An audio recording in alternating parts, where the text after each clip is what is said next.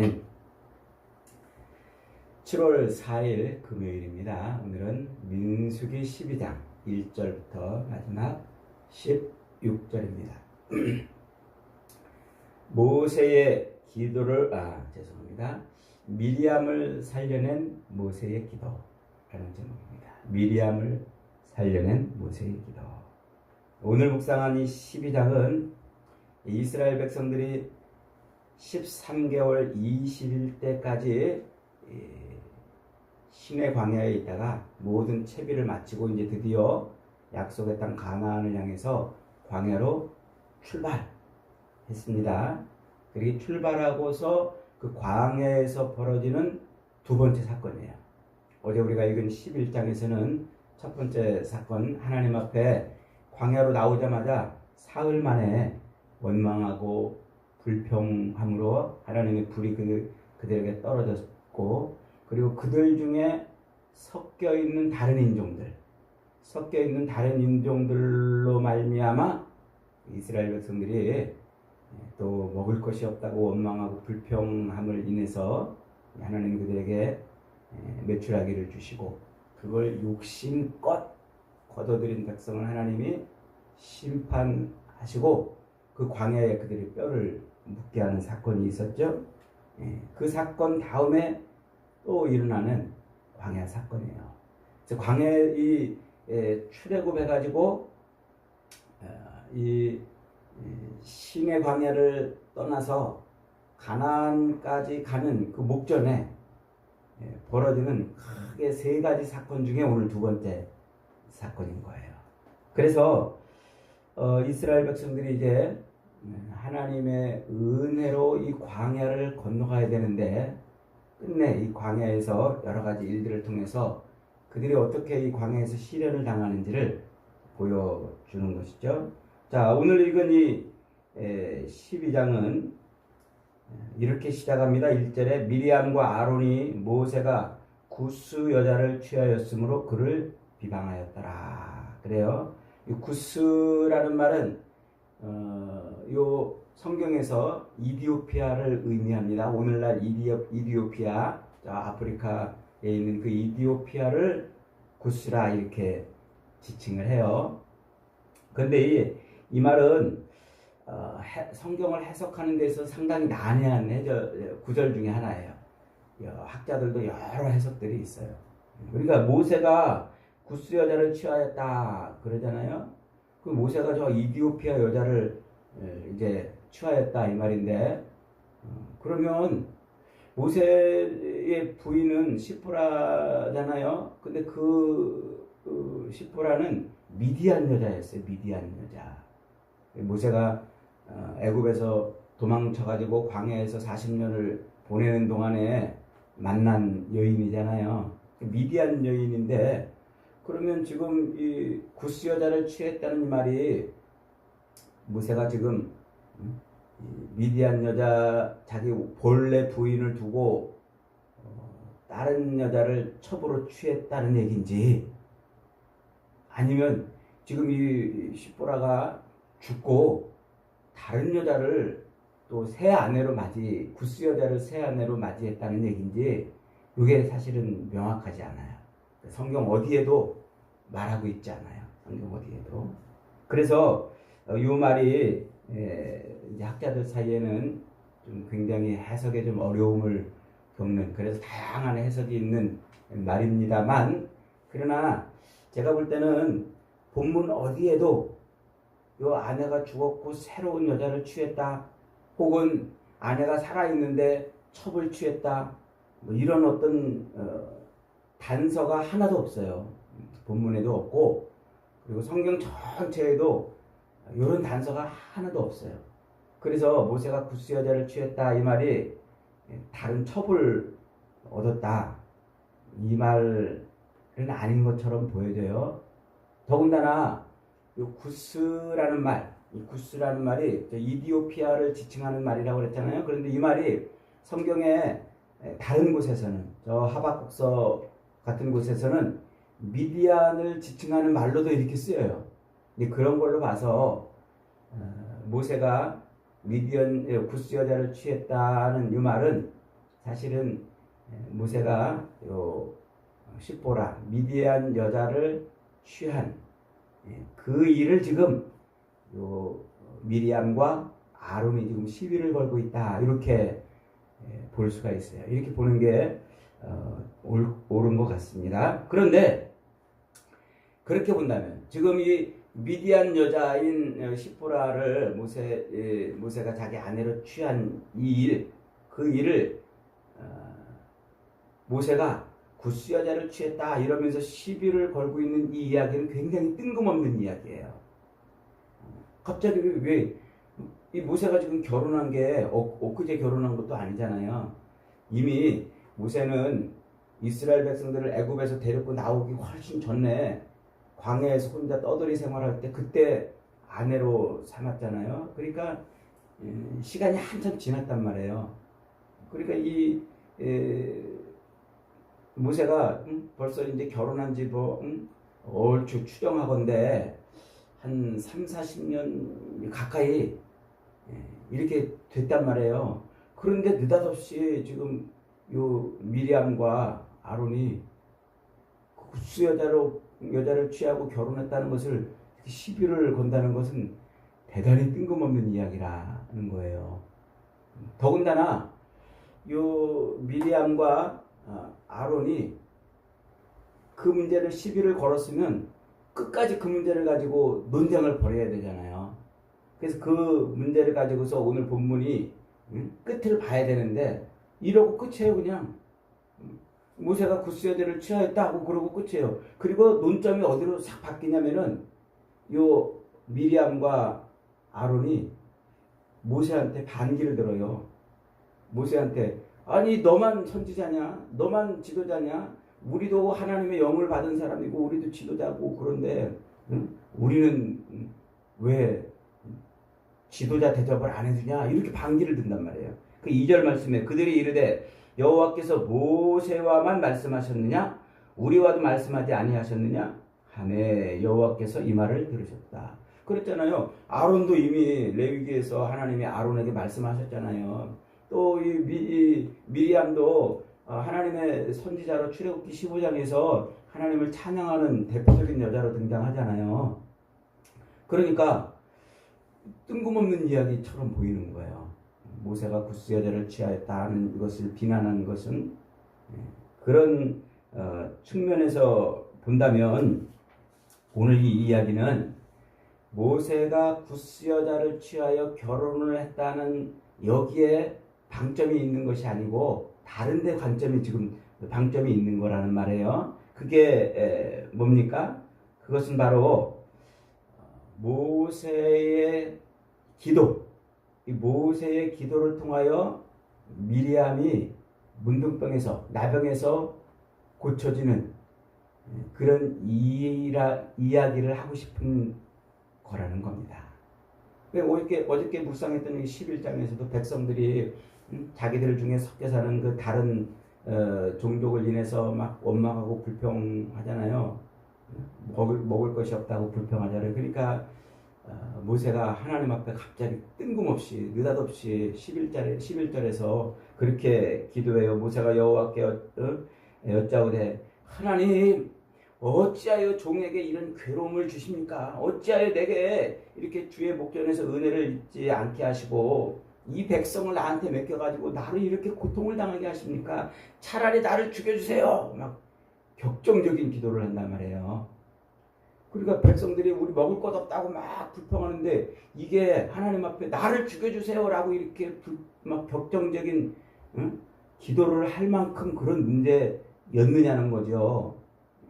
그러니까 모세의 그 중보 기도를 인해서 하나님이 70명의 지도자를 세워서 하나님의 영을 부어주잖아요. 하나님의 영을 부어주고 그래서 다른 생각을 가지고 있던 그 다른 종족들로 인해서 영이 하나님에 대한 이 영이 허기져 있는 그 백성들을 하나님이 먹이시는 이야기라고 어저께 이 11장의 이야기를 말씀드렸어요. 그러니까 이 12장도 같은 이야기를 지금 하고 있는 거란 말이에요. 똑같은 얘기. 뭡니까? 하나님 앞에 반역하고 하나님 앞에 반기를 들고 원망하고 불평했던 백성들을 하나님이 어떻게 살려내시느냐, 그 얘기란 말이에요. 11장에서 모세의 그 격정적인 기도로 원망과 불평을 하던 백성들을 살려내신 것처럼 지금 모세에게 반기를 들어서 모세만 선지자냐? 하나님이 모세와만 말씀하셨냐? 우리도 선지자고 우리와도 말씀하시지 않았냐? 왜 우리의 권위를 무시하느냐는 이런 반역을 하고 반기를 들었던 그 미리암에 대해서 하나님이 어떻게 하신다고요? 어처구니 없게도 모세의 기도로 살려내시는 그런 이야기를 지금 말씀하고 있는 것이다 하는 겁니다. 그러니까 요 12장의 이야기는 바로 하나님이 세운 그 지도자 모세를 통해서 하나님이 반역자, 반기를 든 패역한 자를 구원해내는 이야기다, 이 말입니다. 이 말. 간혹 이제 이 본문을 가지고서 목사님들이 교회의 지도자들한테 반기를 들면은 문둥병 걸린다 뭐 이래가면서 막 겁나는 설교를 하는데 이 본문 그렇게 설교하면 안 돼요. 큰일 나는 거예요. 뭐 물론 이제 교회의 그 질서상 세워진 목회자들을 향해서 반기를 들고 이렇게 또 반론을 제기하고 하는 어떤 일들은 교회의 질서상 덕이 되지는 않습니다. 그러나 이것이 이 본문을 가지고서 마치 목사님들한테 반역하고 반기를 들면은 하나님 앞에 저주받는 일인 것처럼 이렇게 설교를 하면 안 돼요. 지금 이거는 거꾸로예요. 무슨 얘기라고요? 하나님이 세우신 모세를 통해서 반역한 자가 구원받는 이야기란 말이에요. 광야 생활을 하는 동안 인생은 항상 반역자라고 그랬잖아요.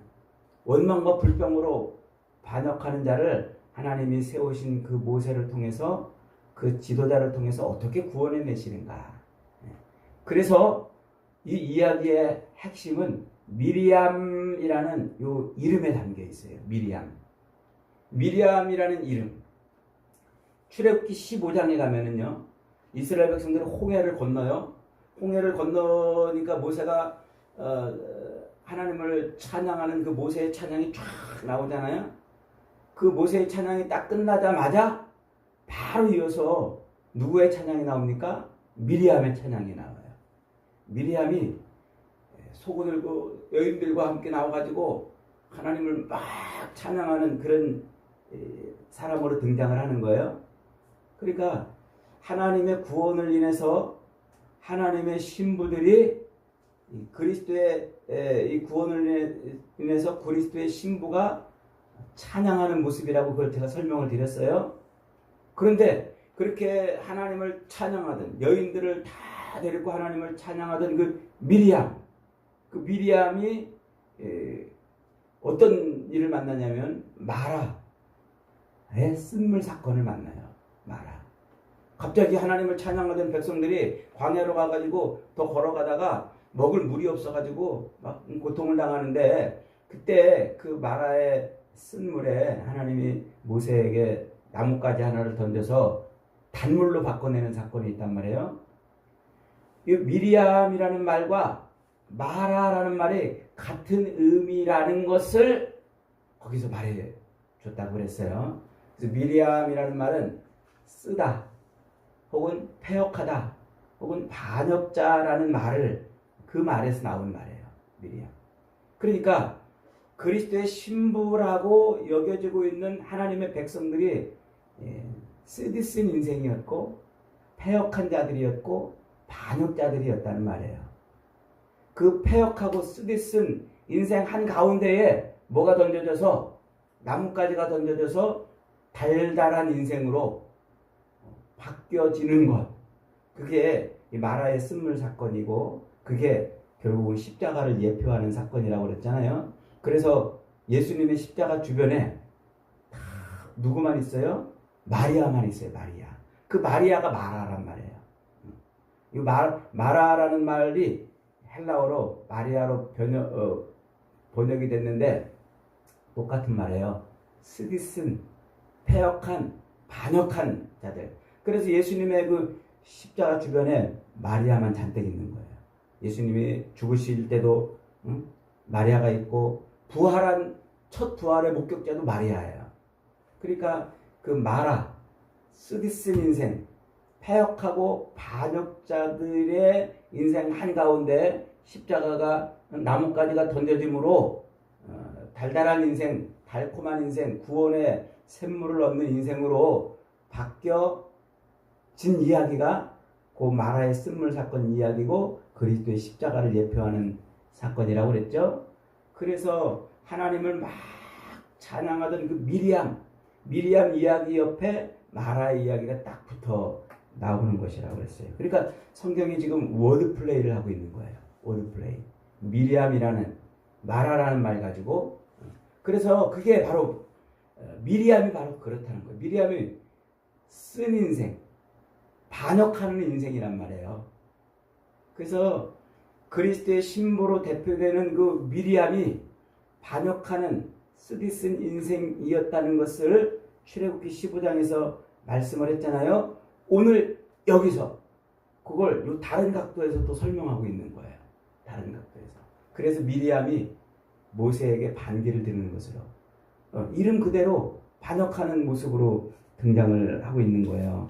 그래서 모세가 이제 이 반역한 미리암을 구원해내는 이야기, 이게 오늘 본문의 이야기라는 말이죠. 그래서 이 미리암, 쓰디쓴 혹은 패역한 혹은 반역한 그런 인생이 하나님의 저주를 받잖아요. 그래서 미리암과 아론이 모세와 셋이서 회막 앞에 나갔더니 하나님이 모세와 미리암과 아론을 따로 불러내가지고 그들에게 말씀하시고 미리암에게 저주를 내려요. 그래서 문둥병에 걸려요. 하나님의 저주의 대명사죠. 그래서 나병에 걸리는데 그 나병에 걸려있는 미리암을 또 누가 또 회복하게 해달라고 해줘요? 아론이 모세한테 가가지고 저 미리암 저렇게 죽어서 태어나는 자처럼 저렇게 되지 않게 해달라고, 살려달라고 모세에게 간청해요. 이게 이제 제사장의 간구를 의미하는 것입니다. 아론이 그 대제사장의 모습으로 예표되고 있잖아요. 그래서 이제 그 아론이 모세한테 간구하니까 모세가 어떻게 해요? 하나님 앞에 기도하잖아요. 아유, 나한테 반기를 든 미리암을 내가 용서할 수 없어 이러지 않고 하나님 앞에 부르짖어 기도한단 말이에요. 부르짖어 기도했더니 하나님께서 미리암을 그 나병에서 치유를 시켜줘요. 그런데 재미있게도 레위기 율례에 보면 문둥병에 나병에 걸린 자는 14일 이후에나 회막 하나님의 공동체 안으로 들어올 수 있어요. 근데 여기서는 7일, 일주일 만에 공동체로 들어와서 하나님의 백성들이 그 행렬이 다시 행진을 시작하게 하는 거예요. 이게 바로 하나님의 구원이라 지금 그 얘기를 하고 있는 겁니다. 그러니까 미리암, 그리스도의 신부로 예표되고 있는 그 미리암이 하나님에 대한 패역한 삶을 모세에게 반역하는 것으로 보여주면서 그런 반역자를, 그런 패역한 자를, 그런 하나님의 권위에 반기를 드는 그런 인생을 하나님이 누구를 통해서 구원해내신다? 모세의 기도를 통해서 구원해내신다는 이겁니다. 이게 오늘 그 신약에서 어떻게 우리에게 표현되고 있어요? 예수님이 십자가 짊어지시기 바로 전날 밤에 마가의 다락방에서 마지막 성찬을 하고 제자들에게 마지막 말씀을 나누잖아요. 그리고서 요한복음 17장에 가면은요, 긴 내용을 가지고 예수님이 기도를 하세요. 제자들을 위해서. 그 기도의 핵심이 뭡니까? 내게 주신 이들을 하나도 빠뜨리지 않고 다 구원할 수 있게 하나님의 영광에 들어갈 수 있게 해달라는 간구예요. 간구. 그러면서 예수님은 제자들을 위해서 기도하시는 모습으로 그렇게 등장이 돼요. 그러면서 베드로에게도 그러잖아요. 사탄이 너를 뺏어가려고 밀가부르듯 그러는데 내가 기도함으로 너를 지켰다고 말씀하잖아요. 예. 자기 백성을 지키시는 모습으로 누가 등장하는 거예요? 예수님이 등장하시는 거예요. 그 예수님이 자기 백성을 지키시는데 어떻게 지키세요? 기도로. 하나님 앞에 중보의 기도를 통해서 자기 백성을 지켜내는 거예요. 그래서 십자가에 죽으시고 부활하신 이후, 부활 승천하신 이후에 이 땅에 남아서 이 광야의 인생을 살아가야 할 자기 백성을 위해서 지금도 예수님이 뭐 하세요? 중보의 기도를 하시는 거예요. 그 기도 때문에 우리가 지금 이 광야를 버티고 있는 거예요. 우리가 잘나서, 우리가 뭔가 특출해서, 우리가 하나님 앞에 무슨 내놓을 것이 있어서 지금 이 광야를 우리가 이렇게 살아가고 있는 게 아니라 예수님의 하나님의 보좌 우편에서 기도하시는 그 중보의 기도를 통해서 우리가 지금 광야의 행진을 계속하고 있다. 이 이야기를 지금 오늘 민수기 12장에서 담아내고 예표하고 있는 것입니다. 여러분, 오늘도 저와 여러분이 이렇게 숨쉬고 하나님의 나라를 바라보고 이렇게 살아가고 있는 이유는 하나님 보좌 우편에서 우리를 위해 간구하시는 우리 주님의 기도 때문인 줄 믿으시기 바랍니다. 그러므로 우리의 기도는 이 땅에 있는 먹을 것 달라고 그렇게 기도하는 것이 아니라 주님 앞에 우리의 기도는 우리를 잊어버리지 말라고, 우리를 위한 기도가 멈춰지지 않게 해달라고, 그 기도가 우리의 기도가 되어야 되는 거예요. 먹을 것 달라고 그렇게 간구하는 것이 아니라 하나님의 이 은혜를 잃지 않게 해달라고, 우리를 위해서 기도하는 그 주님의 기도가 끊어지지 않게 해달라고, 이게 우리의 기도의 핵심이 되어야 되는 거예요. 오늘 저와 여러분의 기도가 그런 기도가 되기를 바랍니다.